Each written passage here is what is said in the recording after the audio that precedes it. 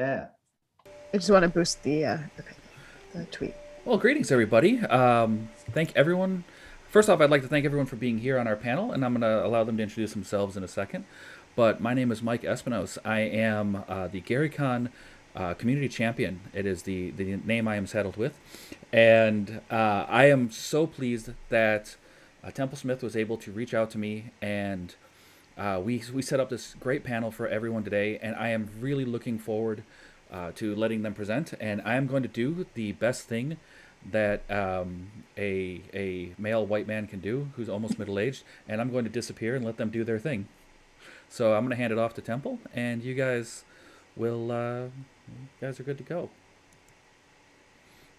All right, thank you, Ryan. This is Together Accessibility in Gaming. We're talking about all kinds of gaming with all kinds of people with disabilities. I am Blind Temple at Blind Temple on Twitter. I help people find games, the visually impaired find tabletop role-playing games, and help them with just their general needs with accessibility.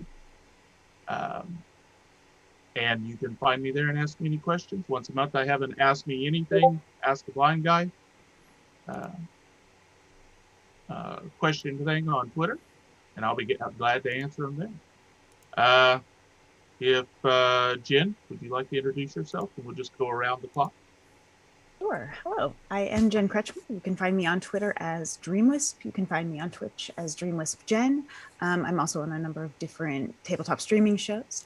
I am a writer, producer, performer. I'm one of the authors on Candlekeep Mysteries, the newest D&D hardcover. I am an ambulatory wheelchair user. I have Ehlers-Danlos syndrome, which is a connective tissue disorder. So it's multi-systemic. It affects a number of different things with my body, and I have some brain goodies that go along with that as well. And I am also the creator of the Accessibility in Gaming resource guide, which you can find in my pinned tweet on Twitter. And I do consulting. Am I forgetting anything important? You're an all-around great person. Oh, thanks, Temple. You too. And I'm happy to be here. Imani. Hello, everyone. My name is Imani Barbarin. Some of you may know me as Crutches and Spice on Twitter and TikTok and all places where social media is. I'm a writer, blogger, communications director, and I usually talk about disability and representation. And I'm really excited to be here. Thank you for having me, Temple. Another all-around great person.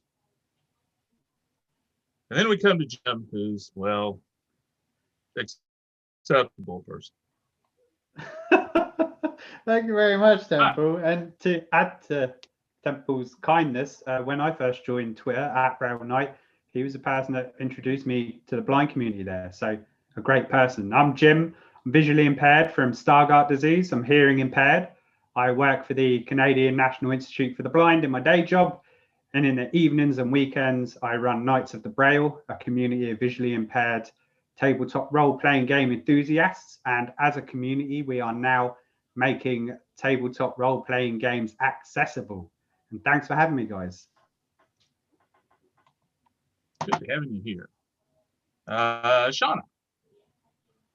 Hi, everyone. My name is Shona Spain. I go by like Seven Spoon on all of the social medias.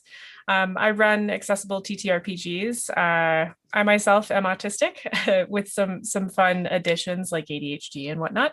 I'm also an ambulatory wheelchair user. I have junior idiopathic arthritis, which nobody knows, but it's another one of those full body fun conditions. And I have the coolest wheelchair and the best service dogs. I do a lot of, I'm an accessibility advocate. I do a lot of talks around neurodiversity and how TTRPGs can help the neurodivergent community interact with neurotypicals more. I stream 2 games on my Twitch channel live Tuesdays and Saturdays. The Saturday one is meant to be an example of like, you can play TTRPGs too. I also stream video games and complain about the accessibility of them. So I can be found on Twitter. I'm happy to answer any questions as long as they're asked politely. And I'm really excited to be here today. This is a really fun group of humans. All right. All right, let's get into this. If everybody's ready. I've got a list of questions here, and if I can find them, well, I got problems.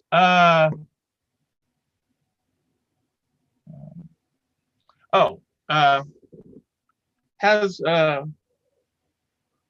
your problems with accessibility had an effect on your being able to game, either video or tabletop or whatever it is? If you would like to speak to that, anybody. So I used to live in Chicago, and I was newly diagnosed as autistic, and the psychiatrist that I worked with for the diagnosis was like, he was like, you need to hang out with humans more. And I was like, how does one do this? He was like, well, you like board games, go to a board game shop and play board games. I don't think he'd ever done this in real life, or he wouldn't have recommended an autistic just go into a board game shop and play board games. And I stopped doing that when pieces got thrown at me for asking too many questions. So I find a lot of the gaming spaces can be difficult for those on the spectrum to interact with, because we don't always respond the way you'd expect. But at the same time, games have rules and everyone's supposed to follow them. So at the same time, board games and TTRPGs can be a really safe space for us to interact with other humans in, because it's a pretty straightforward area to operate in. So I don't know, both, yes, no. I think it's interesting to think about, like, as well, like nerd culture is fairly recent, when we talk. And so like, or when I was growing up, I'm aging myself, I turn 31 next week, but like when I was growing up, like those spaces were usually like in old rec centers and things like that are not traditionally accessible, because they're in places where people just find the space where they can go and then they go. But like when you're disabled, you have to think about those things, like, is it accessible? Are there stairs? Are there too many people, for me to navigate around? And so I think time has kind of made gaming a little bit more accessible, but I think there's also a social aspect to it too, that because it is only fairly recently accessible to a lot of people, there's that connotation that they're not welcome in those spaces. But I've always loved like tabletop games. My family used to have like family game night. Yeah. And I just recently read a story about how Candyland was actually developed for disabled children. And I was like, I got so excited when I read that article. It's such an amazing thread. Like, I went down a very deep tunnel on that entire concept, and I want to write an article about it. It's such a neat story. Yeah, and those types of games were like the things that I grew up with. But I was lucky enough to be in places where they were designed for disabled people. Now community together, like both non-disabled and disabled, a little bit harder, but yeah. Yeah, I think that the physical accessibility of locations where gaming is happening is certainly an issue that people run into. People want to go play with a new group, or at someone's house where they haven't played before, and you just never know. If you have mobility issues, you just never know. But on top of that, if you have issues with chronic fatigue or varying pain levels and things, the way I do and the way so many people in the community do, it also can affect accessibility at the table, how long your gaming session can go, how often you need breaks, whether you need to be able to get up and move around, whether you need to, if you need to stim, if you need to have access to devices. I have really terrible visuospatial processing. So when I have, as a DM, maps and minis can be really great sometimes for me to use, and sometimes they can be a nightmare when I'm trying to conceptualize of space. They can be incredibly frustrating for me sometimes, or sometimes even the crunchiness of the math can get to me. I make my players do their own math. Yeah, which it used to be. I know there are some DMs. I was a DM who felt very emphatically that I wanted no tech at my table for a very long time. Yeah, and I have completely changed my mind on that, because I have seen what accessible tech has done for us, and I've realized how ableist that was as a perspective, and how limiting it was. So the rule now is you have tech at the table as long as you're not distracting other players who are involved in the game. Yeah. That's all it is. So yeah, I think those are all aspects of having an accessible game, but also it's the content of the game. It's whether or not the worlds you're building include disabled people, whether we're welcome there, whether we feel like we are, if your fantasy world is excluding groups of people, in large swaths, it says to the real world people, everyone else is allowed to have a fantasy analog of themselves, but not you. And that sucks. It really does. The wheelchair rules that came out recently, and I always get the creator's name wrong. So whoever. Sarah Thompson, Mustang. Thank you. Her that changed gaming for me. I've drifted from character to character for years because they didn't quite fit. I've landed on a character with a wheelchair. It's not the focus, right? She just happens to have one, and I've never felt like this about a character before. It's really important to have that, Yeah, it's really interesting how liberating that's been for a lot of people, but also the amount of pushback. When we announced that my adventure was going to be accessible, the amount of pushback we got was really it was a month of harassment that I got on the internet for it, for just saying, hey, inclined planes, it's a thing. Which also makes it inaccessible. If you're going to harass a creator because we are making things more accessible, you're hurting the process, and that's not fair either. Yeah, you're systemically driving people out of the industry, the hobby first, but also by extension the industry, when you're harassing marginalized creators of any stripe or multiply marginalized creators. And when you're not providing a living wage, when you're not providing access to insurance, because by and large, tabletop is a freelance industry with not great pay. But when you're throwing harassment on top of that, at a certain point as a freelancer, you go, well, is it even worth it to either to create knowing that stuff is going to happen just because of who I am? But also, is it worth it to try and put this stuff into these stories, knowing that's going to amplify it? Like for what the financial, for the paycheck is that degree of knowing 24 hours a day you're getting abuse or doxxed or whatever. It is obviously much more intense for multiply marginalized creators. It drives people out of the industry, and that's horrible. So yeah, that's another point of this whole thing. I think those things happen because like when we talk about accessibility, there's this like need to be infallible, like the characters themselves need to be infallible. And like I feel like for a lot of gamers, like, well, from my perspective, like from the outside perspective, because I'm not a big gamer. But I feel like for a lot of gamers, like these fantastical spaces are the spaces where they get to exercise toxic masculinity, because in the real world, they're not seen as that, and there's this idea that like disability goes completely counter to that narrative where they get to be strong men and big and like play out these fantasies. But in reality, like, you just want a world that is reflective of your own experience in some ways.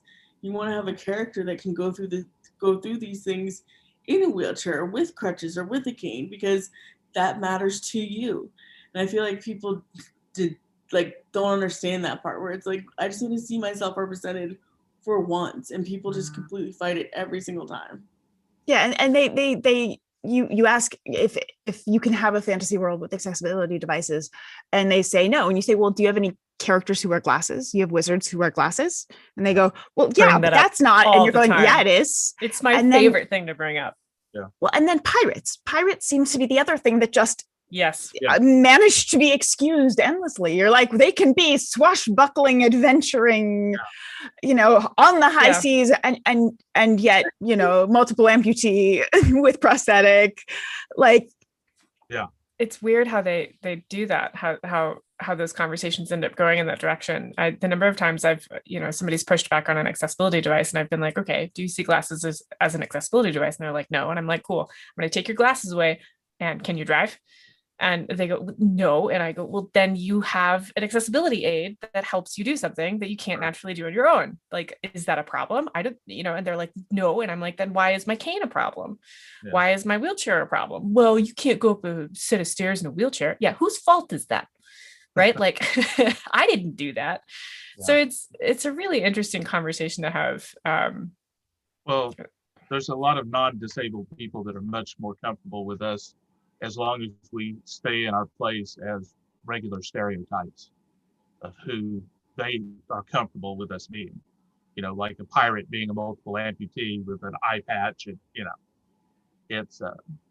it makes them less, they don't have to think as hard. And I think a lot of their problem is that, they get worried that they're going to screw up and do something wrong or not understand what to do, and it really bothers me. Yeah, and it's all about how people are socialized around disabilities and mobility aids. Right. Like you said, like glasses are very much so socialized to be normal. Right. But like even when I travel abroad, my crutches are not are acceptable everywhere but the United States, because in Europe and stuff like that, these types of crutches are for everybody from sprained ankle to cerebral palsy. So it's socialized differently. Yeah. And I feel like with especially with amputeeism, like they see it as somebody that earned their disability. Yes. That same exact lens of yes, fighting and toxicity or whatever. And they're okay with that because it represents that somebody was tough enough to overcome. Right. But, yeah, I find that really interesting. I think we're talking a little bit about safe spaces as well, right? Like if I have a table where I can incorporate the wheelchair rules, I can do the theater of mind instead of relying on a map, or I can provide a map, even if I'm terrible at making maps, where I can use sound effects because that helps make the world more alive, or I can avoid them because someone at my table really does not like the sound of bugs. If I can have a conversation with people ahead of time to discuss the entirety of the world that we're going to be building together, I think that's important. And I don't think people take enough time to do that often enough. Safety tools are so important to have at a game. You may not know something that might set somebody off, that might cause, this game is supposed to be fun. We're not supposed to be running around making people anxious on purpose. So I think that's another thing that we don't talk about enough in games in general is safety tools, right? Like I have those kinds of conversations before I play a board game. I have those types of conversations when I jump into an Overwatch match. Hey, y'all, we're not going to swear at the other players. It makes me unhappy. Things like that. I don't think we talk about that enough. Yeah.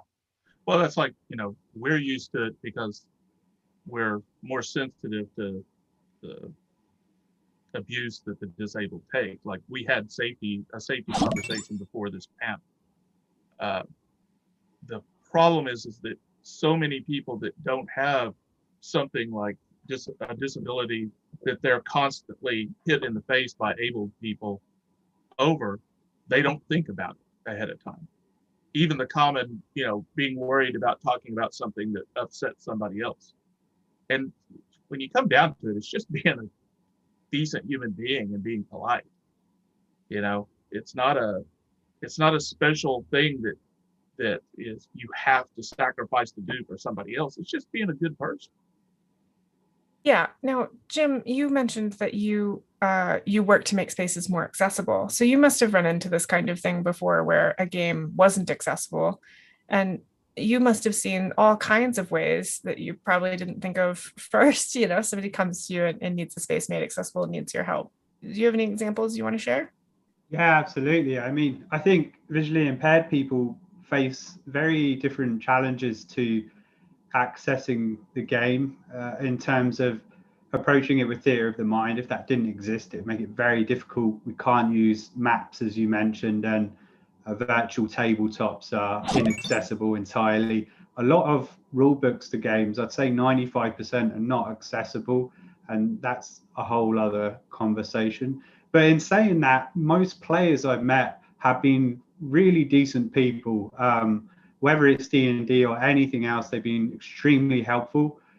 I think it's that disconnect where they haven't had the pleasure of playing with someone in our situation.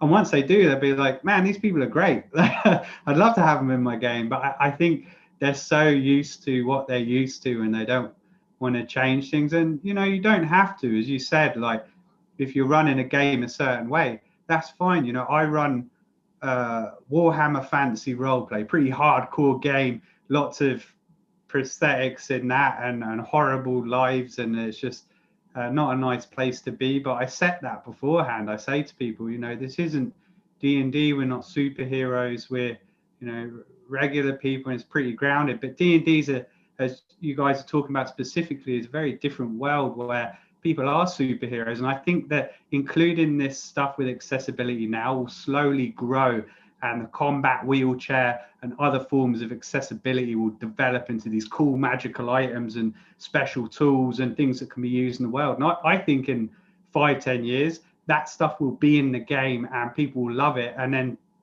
people like us will turn around and say, you know, that was originally put in for accessibility. And they'll be like, wow, this thing's amazing. Yeah. And I'd like to just mention here too, if you're visually impaired or have somebody visually impaired in your life and you want to play D&D, the Knights of Braille have their website, have a lot of really good tools that you can use as a starting place for character sheets and accessibility aids and stuff.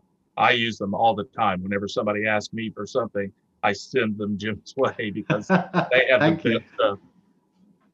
I used those resources in order to make a game accessible to a player who was blind. So I can say that the resources themselves are accessible to somebody who doesn't understand the space as well as they'd like.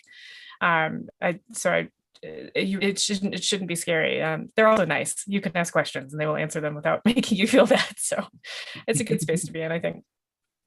And also, like, I just want to highlight one more thing is that, like, every single person, when they responded to like accessibility in gaming, whether they realize it or not, talked about collaboration. And like disability is not like a singular space where we're all just trying to figure out everything for ourselves. Like we rely heavily upon one another to make things accessible.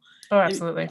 And to understand other people's disabilities. Like a lot of people like to think that like one or two people are the emblematic people talking about disability, but we're not. Like I would rather like understand how different people interact with different technologies so that I can make things accessible to all.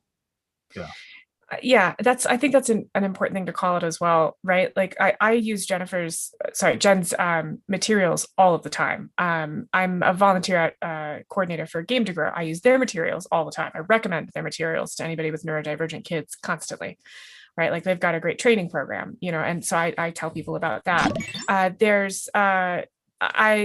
Somebody posted a PDF of their safety tools the other day, and I haven't written mine down yet. And I was like, can I have that? Because you have some things in there I want to use, and I have some things maybe you might want to use. We collaborate constantly. I think that's such a good thing about the space is that we do that.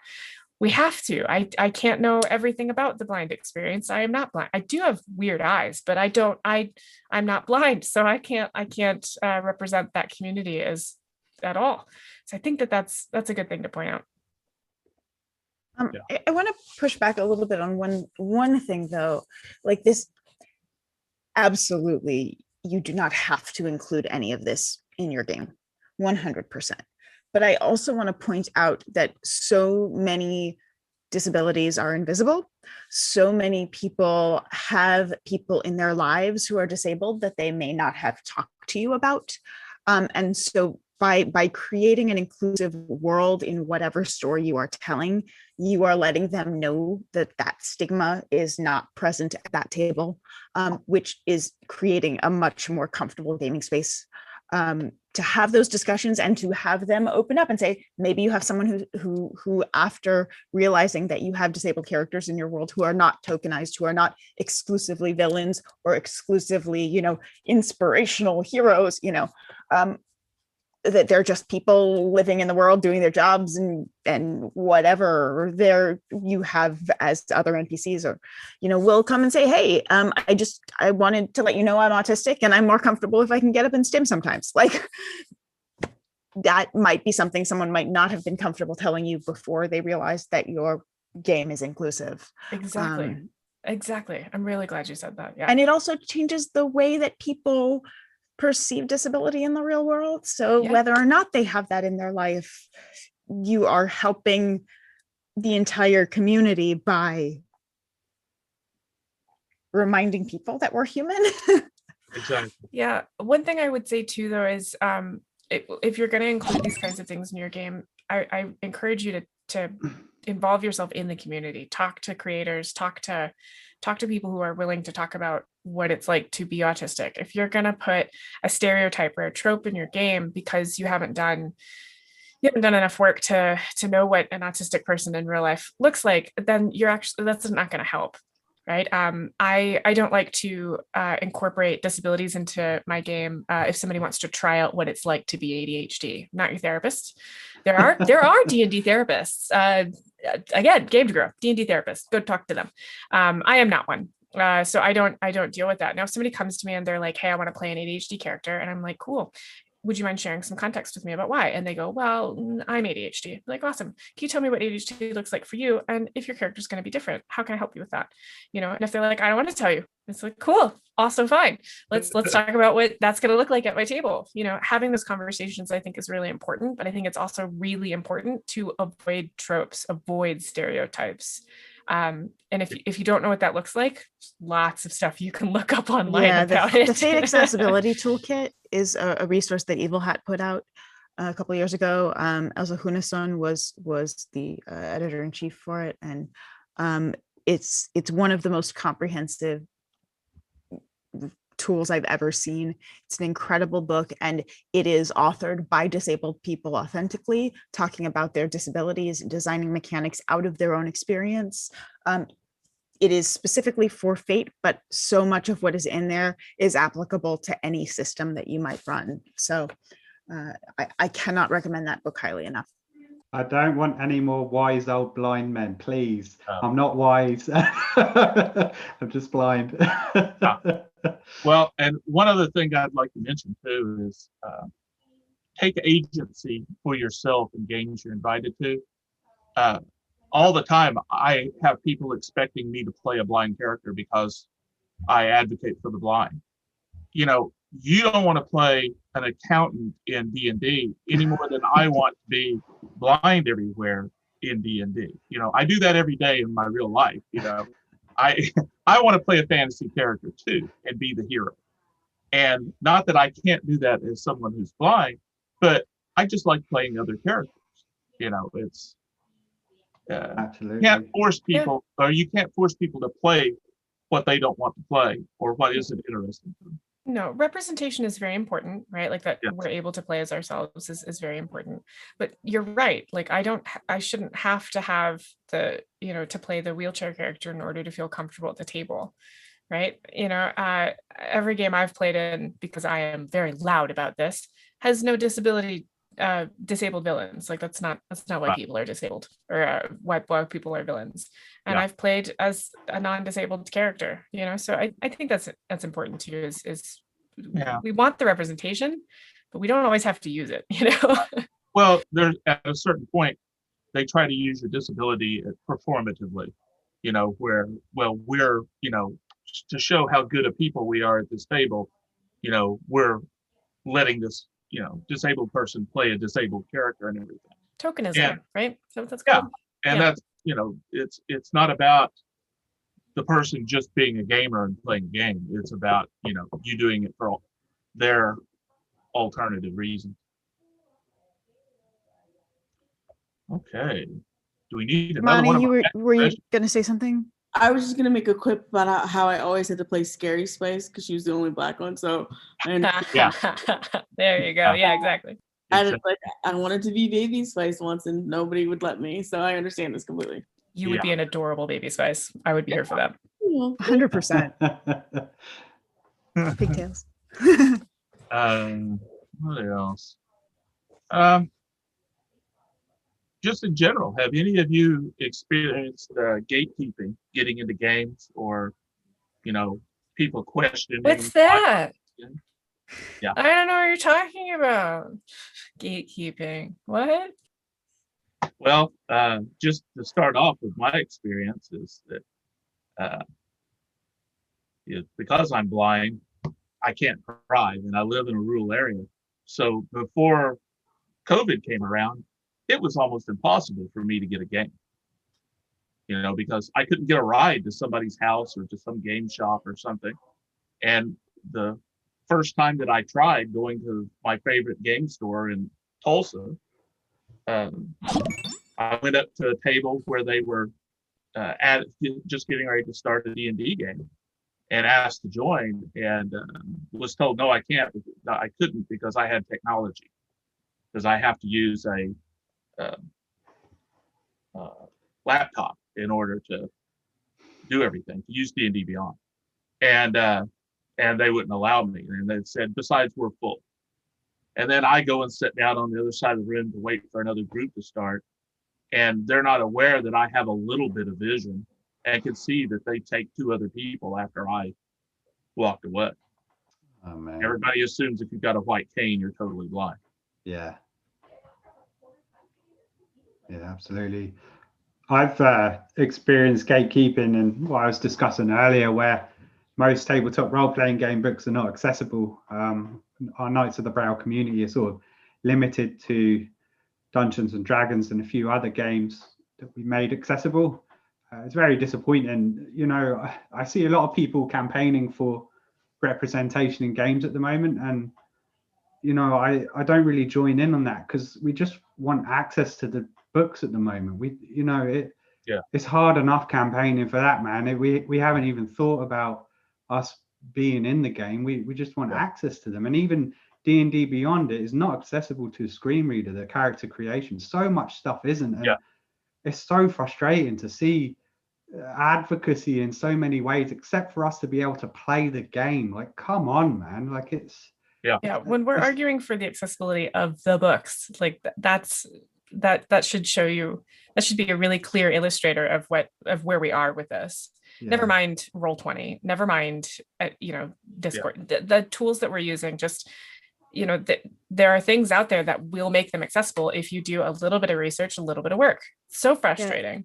If you are creating a game, if you are publishing a game, in the accessibility documents, I have guidelines and resources for publication, both for web and PDF creation and for just creating accessible content in general. So you can take a look at that if you are a games creator and are looking for resources on that front.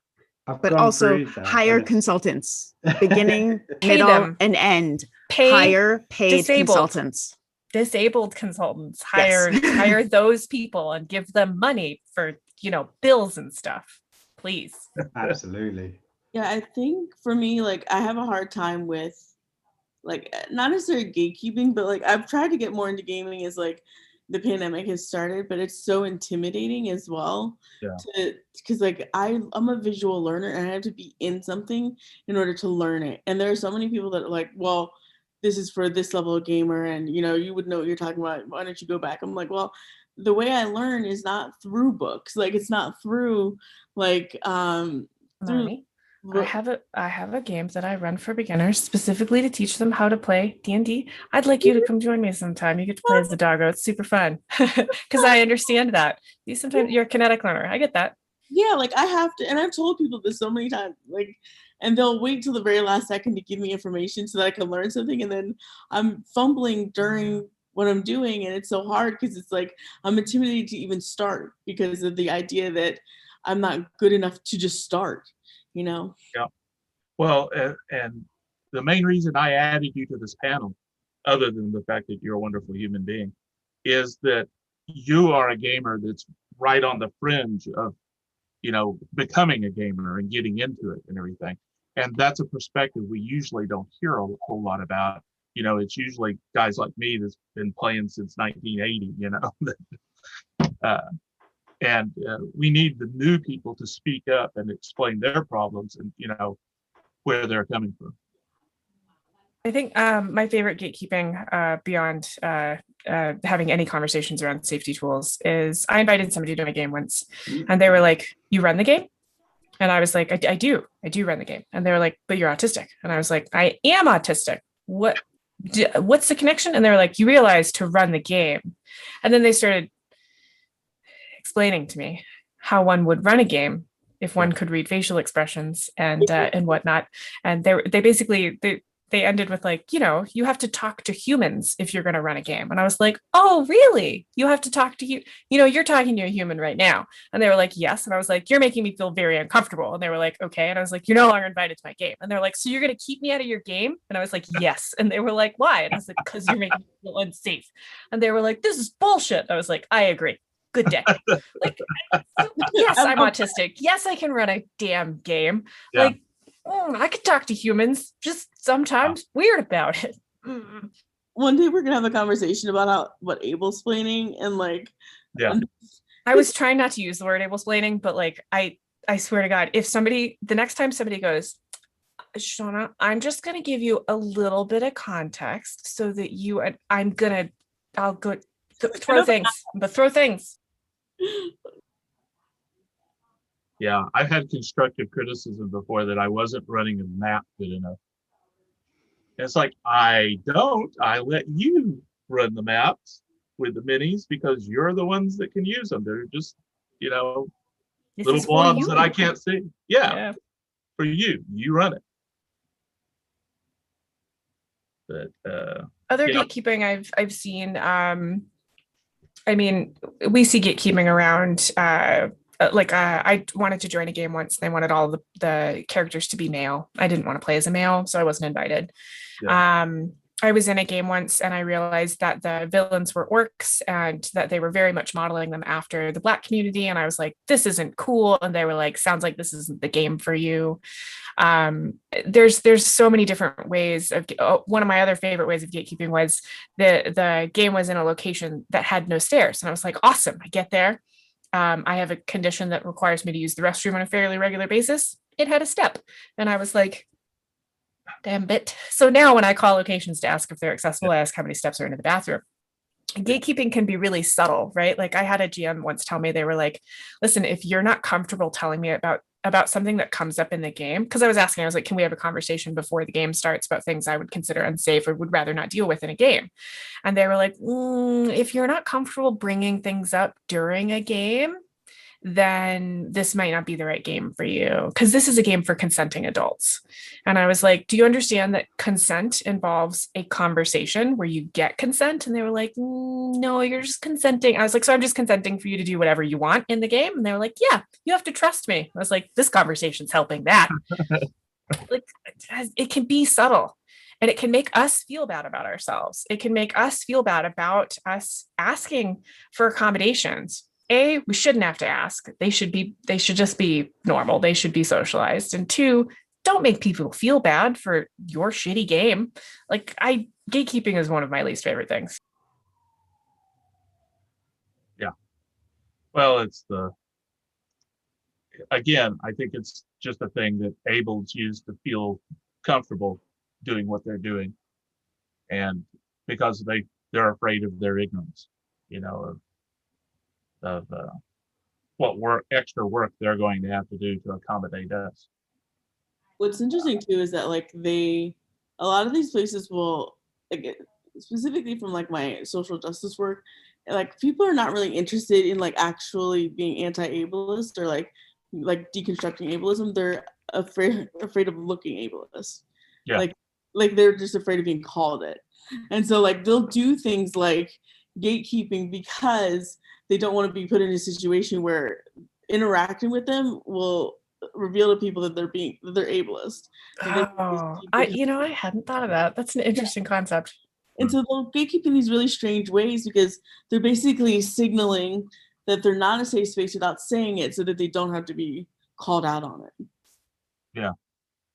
And I've had people accuse me of gatekeeping because I won't take the time to educate like I've been told, like, well, you're not taking the time to educate that GM, right? Like, the story you just told about the GM that said consenting adults. Why didn't you sit down with that person and like explain to them why this makes you feel unsafe and why the community would be more open to this and why? And I was like, read a book. I swear to God, Twitter exists. Like, and so, and there, I am an advocate. There will be times where I will explain, I will explain things. My favorite time that I explained something in not the best manner, I don't recommend this, is when somebody gestured at all of me and said, "What's wrong with you?" I tweeted about this last night. And I responded I responded with, "I'm an accessibility advocate, so I will respond to your question. But first, have you ever had an STD? Has your wife ever had breast cancer? Is your kid autistic?" He got offended. I went, "Yeah, that's how I feel." So, and then I explained in excruciating detail about my disabilities, because when you go that deep and it makes everybody uncomfortable, that man never spoke to me again, which was awesome. Yeah. So you are not entitled to anyone's time, attention, energy, private medical history, which is what asking someone what their condition is, what their device does, why they use a device, what's wrong with them. You are asking for someone's private medical history when you ask those questions.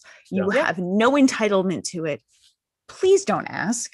And also, please never, ever, ever touch someone's devices without permission. You risk injuring us. I have a permanent injury because someone grabbed the handles on my wheelchair after I asked them. They asked if they could help, which is more than a lot of people do. I said no. They still tried to move me. I was thrown forward, slammed my ankle down, chair went into my ankle. I have a permanent injury now. So these are extensions of our bodies. Don't ever touch them without permission. But don't shame us for it either. To the lady that I stood up out of my wheelchair, because again, I'm an ambulatory wheelchair user and bathrooms are inaccessible and I had to pee. And she whipped around and she said, "How dare you?" And I was like, "You talking to me?" And she's like, how pathetic do you have to be to fake a disability?" And I was like, oh gosh, okay, I can explain this to her or I can pee. Those are my options. Do not shame people for using it. I'm using a wheelchair now because I didn't use the disability devices I needed earlier because this is socialized incorrectly.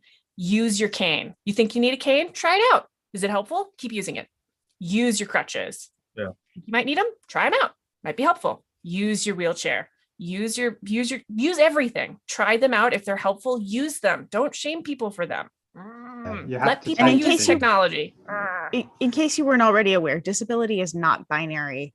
It is, we are not on-off switches with vision, with hearing, with being a wheelchair user. These are not binary things. There is a huge range of where you are on a spectrum of those things.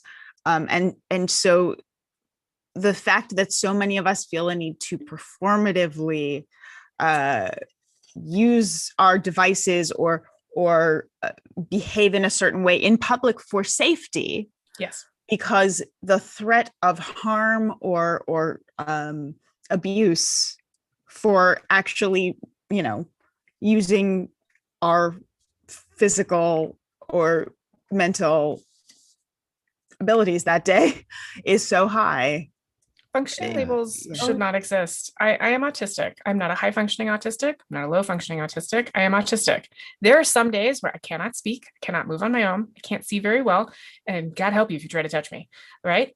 But I'm talking right now. I look fairly normal. Functioning labels do not exist. There are days where I can almost run.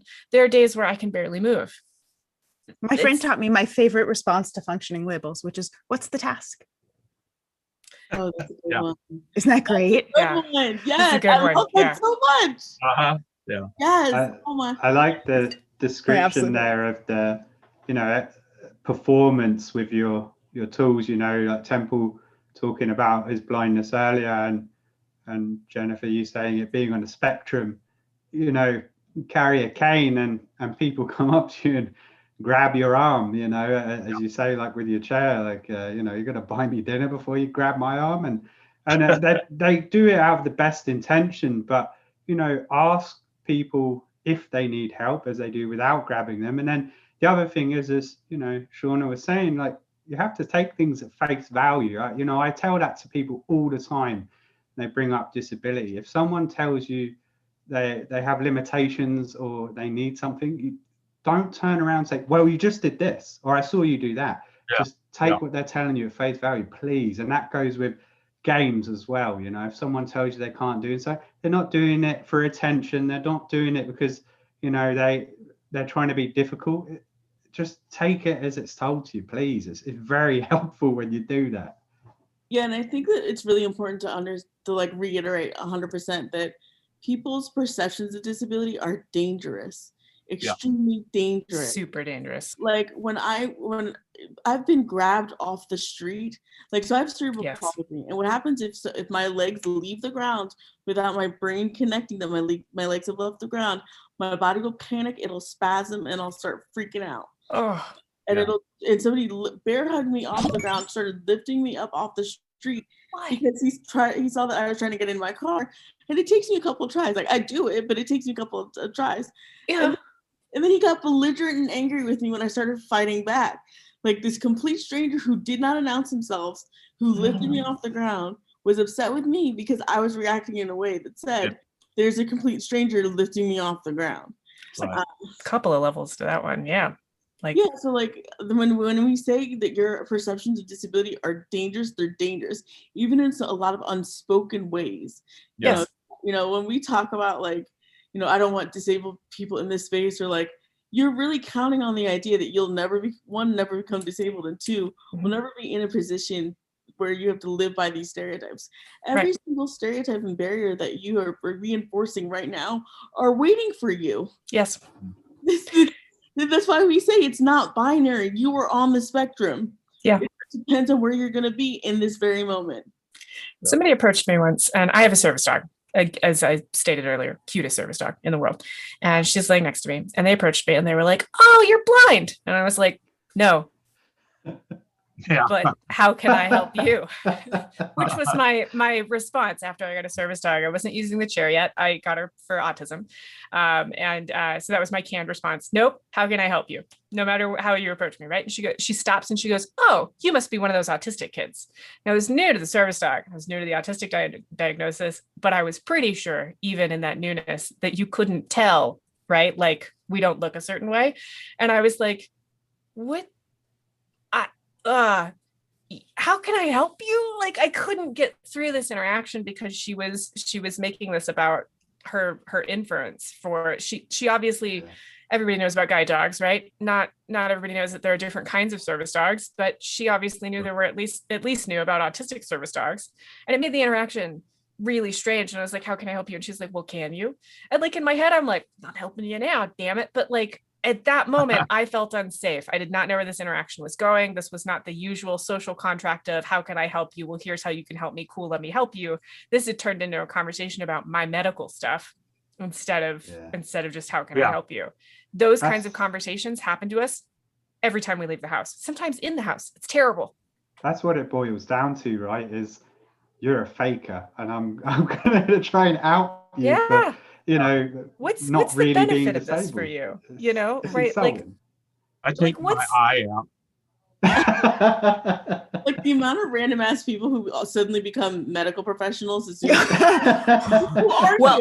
well, you know, Imani, it's yoga and turmeric diet. Have you tried stressing less? And rid of gluten. So right now, we're just for anyone watching, we are being incredibly facetious because we have all been approached with these things thousands of times. It's the same handful of solutions that people who have no idea about our actual conditions, no expertise whatsoever, have just read on the internet that insert this thing here is a cure-all for all of the things. For me, yoga is extremely harmful because my ligaments and tendons overstretch. I will break myself. Jen, don't do yoga. No, I'm not supposed to do yoga. Don't. We do have a question from chat. Did you want to, Imani? Did you want to? No, go ahead. Okay. The question from chat is, how can I best communicate that people are welcome at my table, even with disabilities? I don't want to corner or highlight people. Any advice is welcome. Yeah. Go ahead, Imani. I'm sorry, Shauna. I was saying that like I consult companies on this a lot, and the idea is not to ask people individually what their accommodations are. Ask everybody. Create an air of accessibility. Do not corner one or two people. Everybody has accessibility needs, whether they want to talk about it or not. Let's talk about the way that like we have kind of like codified learning styles as just like a thing, when in reality what they're talking about is accessibility and accommodations. Like, so my learning style is I'm a visual learner. Some people are auditory learners. Those are literal accommodations. So when you ask people like, how do you learn? How do you like to participate? Those types of things, you're creating an air of accessibility without cornering any one or two people about what their accessibility needs are. Yeah, I think also right off the bat, instead of specifically, targeting a group of people, say, I'm running a game. Here are the accommodations we're going to have regardless. My stream game is going to be captioned. We are going to have both visual and tactile tools available. All PDFs will be accessible. Whatever you are going to do, show that you're doing the work yourself, and that it's not going to be on someone to come to you and say, I need these things, because that's always an awkward conversation. And then they feel like they are burdening you, even though we shouldn't feel that way. We do. And it's really exhausting to be like, everything I do, the questions are like, is this event captioned? Is this thing going to have, ramps? Are these, and you feel like you're asking for these favors, and you're not. These are things that should be the default so that people can all go participate. And think about it like you're gonna like pretend you're not doing the disability stuff, right? Like think about it from like when you start to tell somebody about a game, you're gonna tell them what you're using, right? Like, we're gonna do this on Roll20, so I need you to have a Roll20 account. I need you to have a D&D Beyond, right? So just add it to the same list, right? Like we're also gonna be using web captions. We're gonna do theater of mind, but if you need a map, let me know. And then be open at the end of it, right? Like after you've shown your work, then be like, I don't know everything. So if you're comfortable sharing something you'd like me to do, please let me know. And then be open. Then those pathways be private, as well as saying, if you are comfortable discussing any accommodations with the whole table, let me know. Otherwise, contact me privately. Yes. And I'll make sure that it gets discussed with the table, so that we're making sure equal access. And there's also a second part to that question, which is, how can this happen in a convention setting where things are harder to communicate individually? Have a piece of paper at the table, or in multiple formats if you can, large print as well, Braille if you can as well, so that people can know that this table has these things in place. Yeah. Well, when you ask people to join you, hey, I'm going to run a game, wherever, and people come over and sit down at your table, it's just a polite thing to do to ask what you could do to help them have more enjoyment out of the game. That takes it completely out of the disability area, and you're just being a decent human being to everybody at your table. And then when they tell you what they need to do it, just follow through. So many times I've been asked, what can I do, in this, I'll tell them, and then, well, yeah, but I'm going to do this for you too. Don't create stuff that they don't ask for. They know what they need. Well, there's that, but there's also things that I think every convention should have in place, period. Have a ramp for every single stage you have. Have a ramp, okay? Your able-bodied speaker might sprain their ankle the day before. Have a ramp. Have captions. There's a lot of live captioning technology. I will not say it is the best thing in the world, but it is unfortunately better than nothing, which is a lot of what we need at the moment. Have somebody to sign if you can. And also have interpreters. Have an interpreter. Now, only about 10% of the deaf community uses sign language, which is why I push captions a lot too. And a lot of people who aren't deaf or hard of hearing use captions, like those with attention issues or audio processing disorders, things like that. But yeah, have both in every single room. Have them wherever you have an information center, right? Like a place where somebody can come ask questions, have an interpreter there, or have all of your questions, like have the ability to type out what you're saying and make the font really big. Like there's a lot of basic things that I think need to be at every convention and aren't. Do not make people stand in line. Have a place where they can sit down. I'm sorry. I know it takes up space. Don't have a space where they can sit down. Don't make lines outside either. don't make lines outside. Or if they are, make sure there's shade and places that people can go inside to cool off. Yeah. Right. People sensory are allergic to the issues. sun. So also think about having Quiet think rooms. about strong fragrance issues, quiet rooms. Make sure you have a place for service animals to relieve themselves. Oh my God, yes. I designed some accessibility protocols a couple of years ago for XIII, which was a new convention in DC. And a lot of this stuff was material that we went really in depth on, and they were a very small convention and really made the effort. I mean, they had an ASL interpreter team to handle a D&D table, which even That's the huge amazing. Conventions don't have. No, I've never seen that before. That's amazing. They were great about it. So I think, and in the guide, I also have guidelines for live events. So just remember too, that if you are a large public event, you have to be doing this. This is a responsibility as an event to be doing this. But also you're missing out on disabled investment too. Like that's what I think people discount entirely. Is that, like, according to Forbes, the disability community has about $450 billion in disposable income that just goes nowhere because nobody's really accommodating us.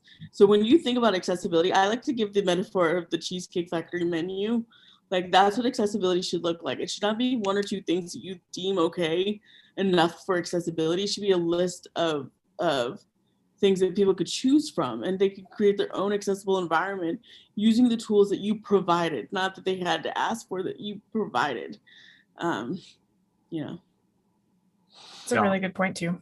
Yeah. One other thing that I'll just mention for the blind community, do not ban electronics from your table, because you do that and you ban us. Because even someone like me who has a little bit of vision left of a few inches, I have to use a computer and make it blown up big enough that I can see it. You can't keep a D&D character sheet all in your head. Right. And not just the blind community. That's a safety tool for me. Yeah. I'm autistic, and if somebody says something and then or I say something, there's an awkward pause, immediately text one of my safe people to be like, this is what happened. What do I do? Right. Like there's, I can look stuff up, which can be important, especially for new players or older, new players or players who are more experienced, who can't remember a damn thing, right? Like technology should not be your enemy. It should help enhance the experience. And it's an easy way to make the table more accessible. Yeah. And we're not sitting there looking at Facebook or something.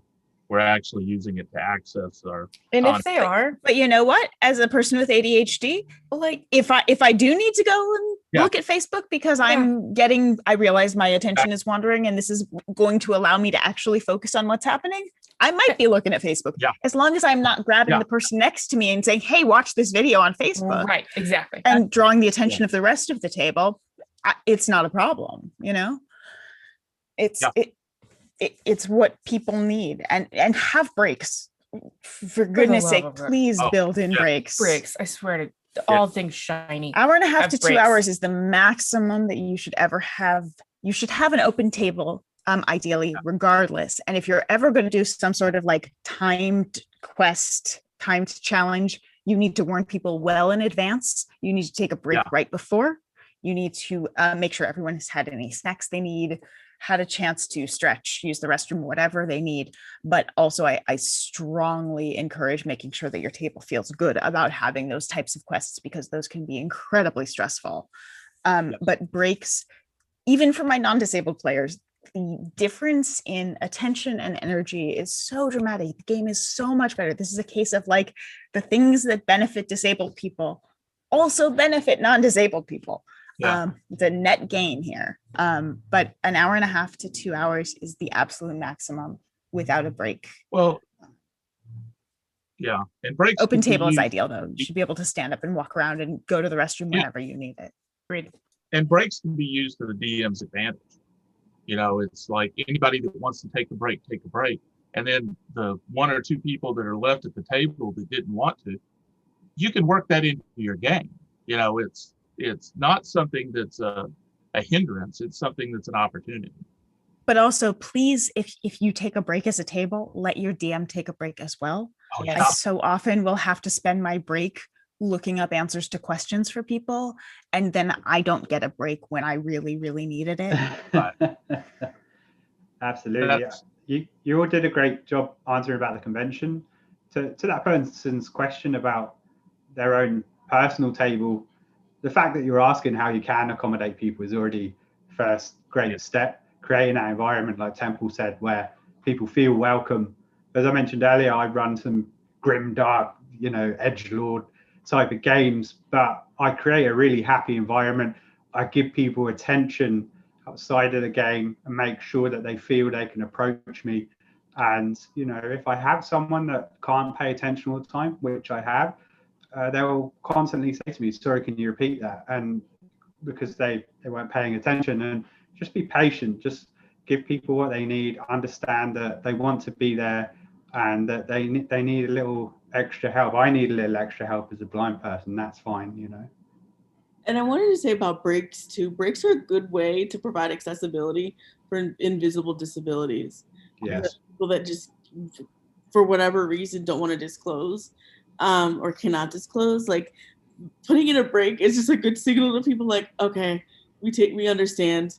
We're gonna take this. We're gonna make sure people are right. They can stretch. They can take a deep breath and have some time alone. Time alone for me. If I'm around too many people for too long, like I'll shut down and I will not be of any use to a game later on. So having breaks is really great for people who have, for whatever reason, diagnoses that they don't want to share with you.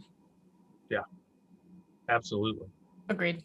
And similarly, I don't think this is generally an issue, but if someone is running games at a school or something, allowing people to have food, but also checking that the table doesn't have allergies, because that is a safety issue. Yep. But food and drink that is safe to that person is really important. When you're dealing with allergies and disabilities, often we have special diets because we do have specific food needs.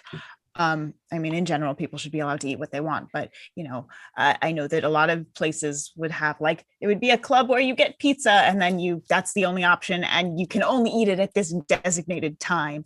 Right. But when you're talking about things like diabetes or a number of different things, you need to be able to have access to those things. But it's really allowing kind of self-determination, and then when people tell you what they need, letting them do it.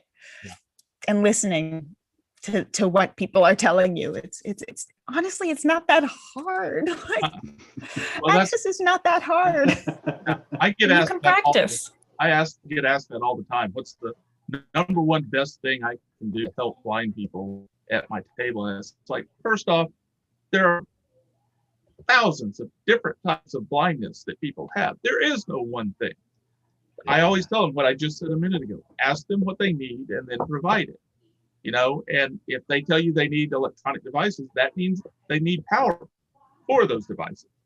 You're not going to be playing near as well when your laptop battery dies or you can't look up something. My favorite question I got asked, which I avoided answering facetiously, was when someone said, how do I describe stuff to my blind players? Like, how do I describe a door? And it's like, you should describe a door. That's probably the best thing to do. Not for an object. They've encountered a door before. Hey, if you want to start adding in texture and start thinking about things that you might not have thought about because you are trying to start describing, what it sounds like when your feet land on the floor, if there's a change in the sound of the floor, what the feeling of something is in a textural way, what it can do to start thinking about these things is really expand your storytelling and your narrative description. Like, this is a fun perk of really thinking about accessibility in your creation. We use a lot of descriptions of the environment in terms of the temperature, the feel, everything like that, and it does really help you to better storytelling. Absolutely, it helps one thing I want to mention that I do want to acknowledge, because I actually did just turn my camera off for a second. Don't make your players virtually. If you're playing virtually, don't make them turn their cameras on if they're not comfortable. The level of anxiety somebody can feel when they're on screen can be different or than being in person. It can be higher because they can have this feeling like maybe I'm being recorded, and that adds a level of anxiety.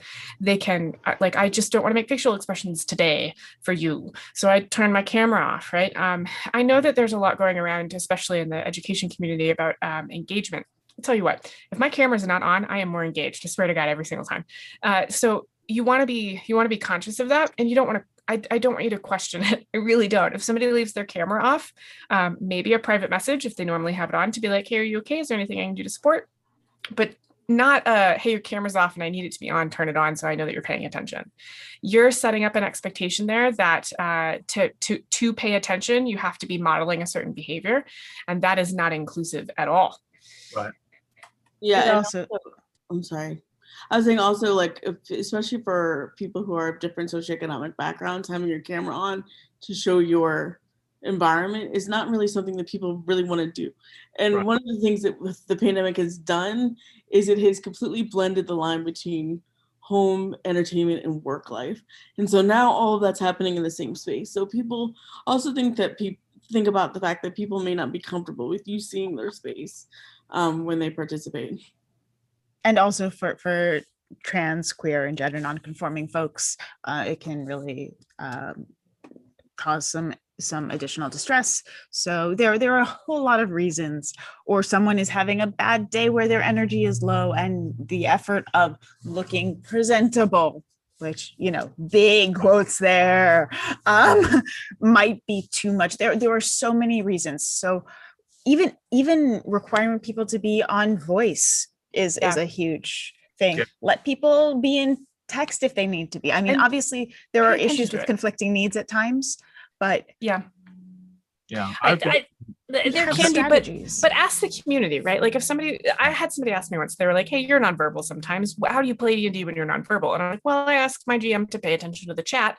My husband pays attention as well. Or I usually ask another player if my husband's not around to pay attention to the chat so that I don't get lost, right? So that there can be some immediacy to this. And then for access needs, I have that person read out my comment. Right. So for somebody who's in the group that may not be able to read chat, they're getting the audio version of it as well.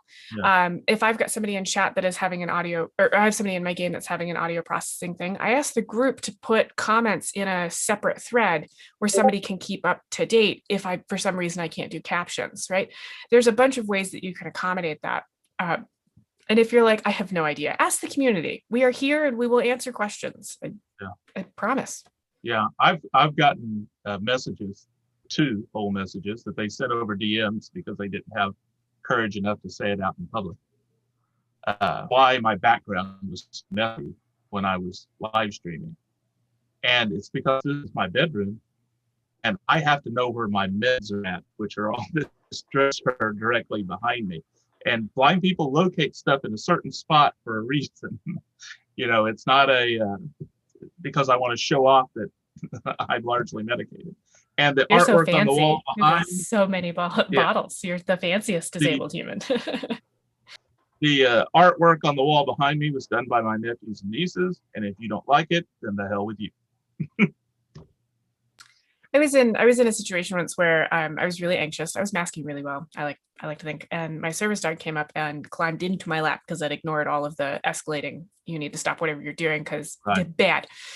So I have this 50-pound dog climb into my lap, and the person that was running this thing was like, "What the hell is happening?" And I was like, "This is a service dog," and they were like, "I don't care, no pets."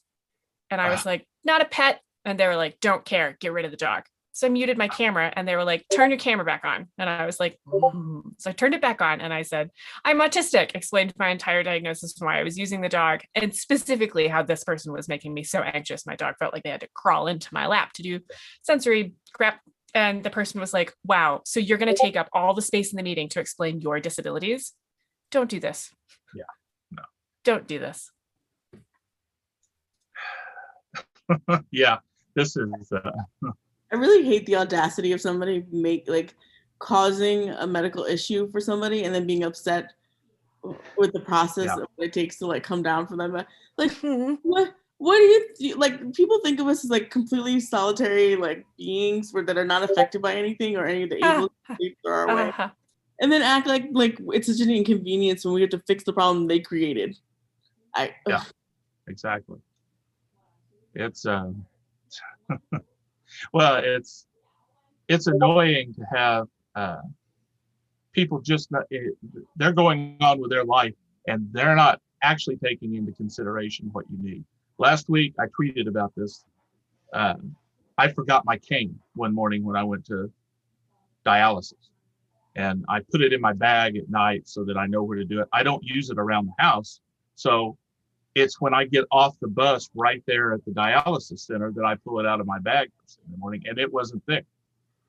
My OCD saved me because I know exactly how many steps it is to the door, into the second door, and where I have to make a 90-degree turn to go to where the chairs are. And I did that perfectly.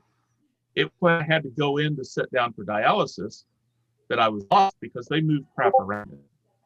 You know, cyclings are very inconsiderate. I asked the nurse for, to give me guided assistance to get there. And she comes over and grabs my arm and starts dragging me in there. And I stop, I plant my feet. I'm 6'2" and 276 pounds. And I said, no, you don't drag me anywhere. I'm a grown-ass man. I can walk. Just give me your elbow. And then I go in and sit down, and about 30 minutes later, the tornado sirens start going off, that we've got tornadoes in the area.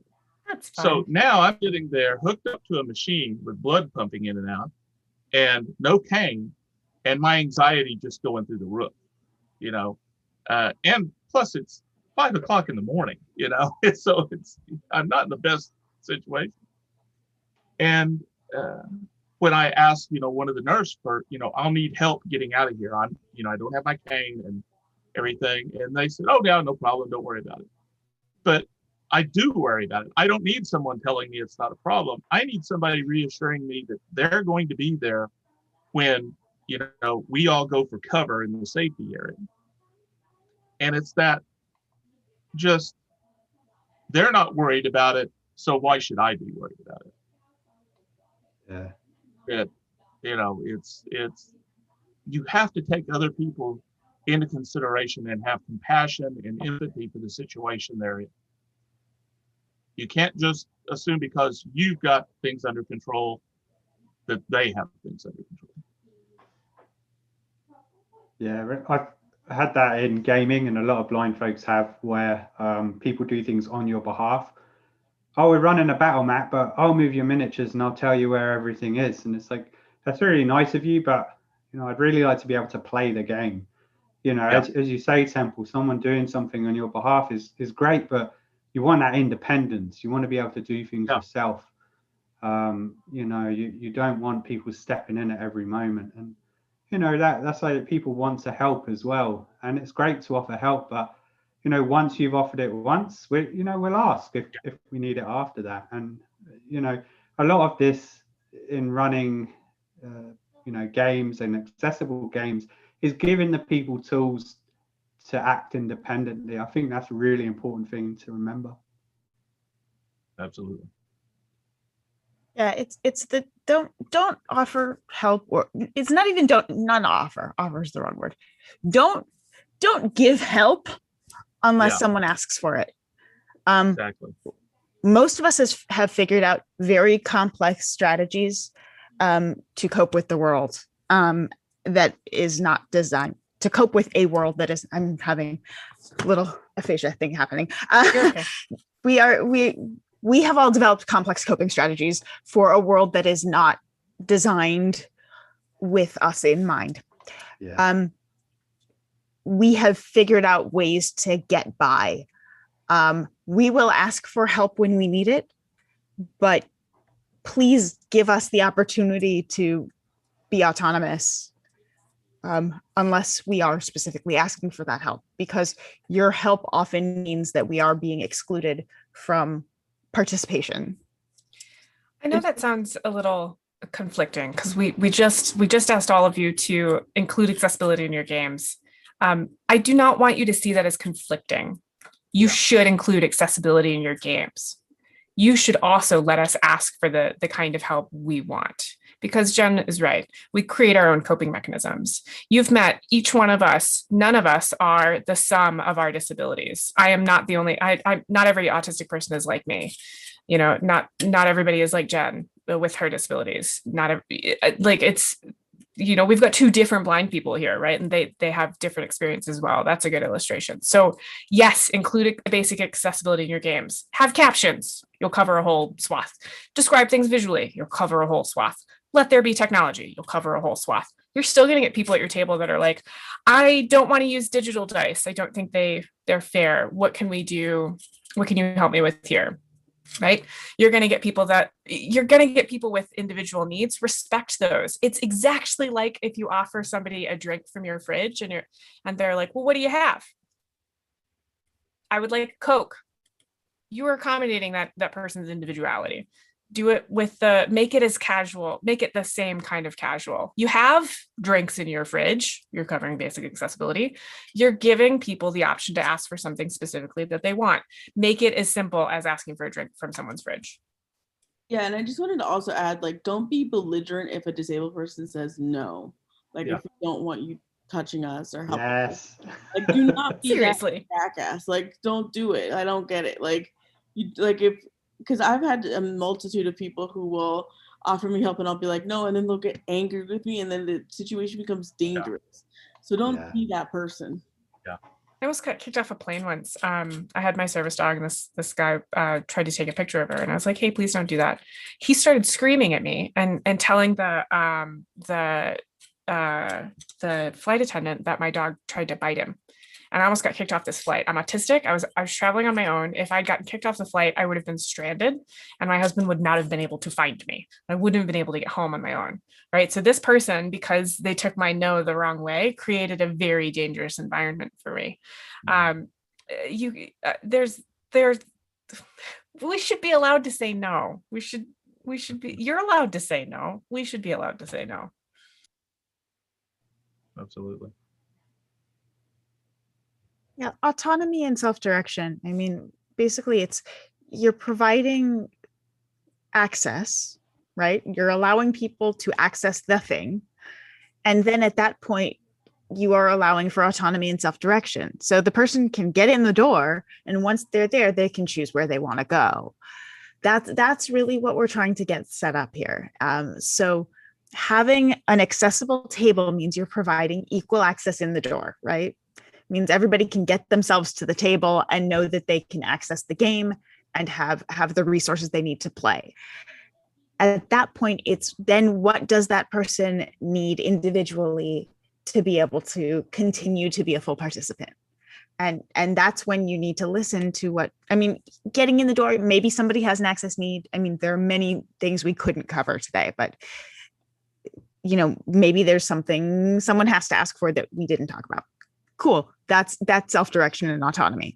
But the goal is to give us the resources so that we have to ask for as little as possible on top of just showing up and doing the thing. But if we do have to ask for something, like anyone else, please be respectful of that and make it work so that everyone can have a good time. Because you're robbing yourself of such wonderful humans when you are excluding 26% of the population. It's true. Delightful. Yes. Yeah, it's true.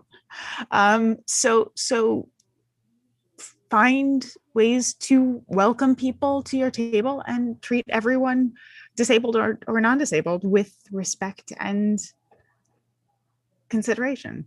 I had somebody ask me once how to make this less scary for them. And I said, excuse me. And they said, yeah, dealing with disabled people is scary for me. And I was like, why? And they were like, well, because I don't know what to do. And I said, congratulations, you're an adult. Figure it out. Yeah. We should not be scary. I mean, I'm super intimidating, definitely. But the entire population should not be seen as scary. If you find a population of humans specifically scary, you need to do some research on why you think that is. And hopefully that research will help you not feel that way. Please do not put that burden on us that we scare you. That's weird.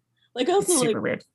Ask about people's accommodation like you're asking them how they take their coffee. Like, yes, part of it. Like, it's not one of those like really performative interactions that we want to have. Just be like, hey, can I help you with anything? If not, let me know. Like, then move on. Hey, do you want milk with your coffee or not? Let me know. Like, it doesn't have to be so hard. I think, Yeah. and people like, I don't understand why people are intimidated. We're not that intimidating. Like half of us don't even want to talk to you. Like we just want to like go on our day. Okay, I'm going to, as usual with one of these panels, we're running down on time when we can sit here and talk all afternoon about this. So what I want to do is just to go around the table and again, and introduce yourself and tell people if you've got anything coming up that you're working on or that you're going to appear at, and we'll sign off after that. We can go around in reverse order this time, just to throw everybody off. Do you guys remember what reverse I don't order? remember what the order was. See, now this is where I get my power as the panel moderator, is that I remember. And Jim can attest to this. Blind people usually have pretty good memories, or we have broken noses. Yeah. So, Shauna, actually, it's you. Oh, of course it is. So again, my name is my name is Shona Spain. I go by like 7 Spoon online. You are more than welcome to interact with me on Twitter as long as you're polite about it. I stream usually on Tuesdays and Saturdays pretty regularly. I'm disabled though, so it's not going to be like clockwork. Please don't be mean about it. You can follow me on Twitter or Twitch. When I go live, I run a lot of D&D stuff, or I just call it homebrew, and I stream video games as well. I don't have any talks lined up, but if I do, I'll tweet about it. So definitely join me there. Thank you. Also, Shauna runs a great Twitch show, Brunch, with I forgot about brunches. How did I forget about brunches, Temple? And I appeared on it here You did. not long ago, and it is a wonderful show and a wonderful time. You should look it up. Brunches is a storytelling experiment. So all of my players really like the NPCs I make up on the spot instead of the ones that I spend hours developing. Not good at improv, never have been. Went to school for theater, terrible at improv. So I decided to do this show with hapless victims for me to improv at and get better at this. And Temple was I think my most recent human to undergo this. What it's turned into is just sort of the player brings a character that I've never seen before. They tell me about their character. We make up a story together. It's very collaborative. And it's a really good example of how to practice safety tools and asking thoughtful questions and being collaborative together. They're also short and they're one-offs, so you can watch Temples and have all the context you need. And I find them I really enjoy them. They're very helpful for me. So yeah, thanks for reminding me of that, Temple. Sorry. No problem. Jim, you're next. Hey guys, I'm Jim. I just want to say I really enjoyed everyone's deep perspective on this subject today. It's given me a lot to reflect on, and I've actually learned a lot myself. I'm at Braille Knight on Twitter. I run the Knights of the Braille community. Even though we're visually impaired players, it's open to absolutely everyone. So please get in contact if you're looking for any role-playing game. We run them every week and they're accessible to everyone. And we've got tons going on. We're currently converting a bunch of tabletop role-playing game rulebooks into accessible formats, and a lot of the publishers allow us to give them out to our community. On top of that, we're also putting out some tutorials in the next month about how to make PDFs accessible, so there's no excuse. And other than that, we're just chugging away. And thanks very much for having me, Temple. Glad to. Imani, I think it's your turn. Hello, everyone, and thank you for having me. The novice's novice, I guess, of gaming, to talk about stuff. You can find me at Crutches in Space on all platforms, basically. I'm a writer. I was just in the Easter Seals Disability Film Challenge in a short film called Couples Therapy. That was fun. It has Steve Way in it. I'm very excited. That's so cool. Right? It's so cool. That's awesome. Thank you. Directed by Melanie Rivera, I believe her last name is. But anyways, I'm doing a little bit of everything, working more in entertainment nowadays, some more, so I'm excited about that. But you'll find me all over the place. they know. You'll see me everywhere. That's great. Jen, you're up. Hey, I am Jen Kretschmer. You can find me on Twitter as @DreamWisp, DreamWisp, on Twitch as DreamWisp Jen. I stream usually Monday and Wednesday nights. I am also on Heroes of the Plains for Demiplane RPG on Tuesdays from 6 to 8 Pacific. I'm on Idle Champions Presents on Mondays from 4 to 6 Pacific. We have our finale this week. I'm the creator of the Accessibility and Tabletop, or the Accessibility and Gaming Resource Guide, which has been linked in the chat and is also in my pinned tweet. And I am one of the authors on Candlekeep Mysteries, the newest D&D hardcover. I do a bunch of other stuff. You can find all of my other stuff on socials. That's the place to, yeah, the things. Thank you so much for putting this together, Temple. We really appreciate it. I'm glad I had such quality people. Thank you. And I'm Blind Temple, at Blind Temple on the Twitter. I do, like I said, blind accessibility stuff, and just any way I can help out with any accessibility stuff. I also do free accessibility scans for independent creator content. If you're working at your kitchen table after work and don't have any funds or anything to do to make a game or make a supplement or something, contact me and I'll read through it for you for nothing and tell you where you can improve it for blind. I also recently helped with another game that they actually had their Kickstarter and paid me, which that was refreshing. If you have money, I will accept money for doing this. But if you're an indie creator and you don't have anything and you're just working on some little thing that you enjoy and you want it to be as accessible to the blind as possible, I'll work on it for free, and it's no problem at all. I'm glad to do it. If you go through me on Twitter, if you have any questions after this for blind accessibility, feel free to DM me at any time on Twitter. I am there just for that.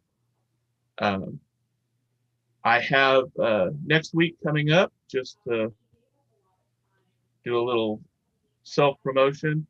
Next Wednesday night, we're doing a live charity stream to help me raise funds and maybe get a living donor for my kidney transplant. And that'll be 4 weeks of the game. It'll last 4 weeks, I believe, every Wednesday night. So you can come watch me be silly with a bunch of friends. It's a Wizard of Oz based campaign, so Awesome. It's bound to be funny. And yeah, that's pretty much it. And I'm doing, like I said, Ask Me Anything, Ask a Blind Guy. It's the 18th of every month on Twitter. And you feel free to, send me questions and I'll answer them to the best of my ability. I'd also like to take the time to thank Mike here, who helped set all this up, because as one might expect, things like Zoom and Twitch and everything are not accessible to the blind. Or at least not easily, at least not to my flavor of blind. And he went out of his way to set all this up and everything, and did all the hard grunt work to get it to work. Thanks, I really Mike. appreciate it. Thanks, Mike. Thank you guys.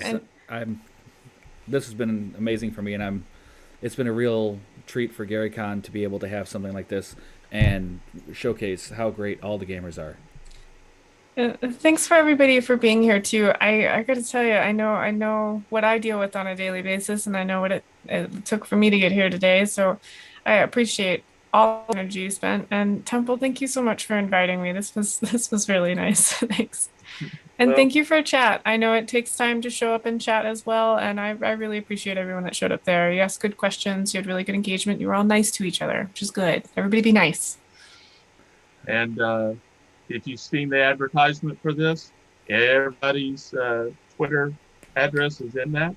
I urge all of you to follow these people, because they are all wonderful human beings that will enrich your life. They have mine. If you can't find that, if you didn't see the ad, it's on my Twitter page. You can just scroll down through it and find it. And I think that's it, unless anybody else has anything to add. You have 1 minute left. All right. Well, thank you, everybody. I'm going to go ahead and end the stream. It has been an absolute delight and treat, and we are all better for having been here. Have a good night. Thank you.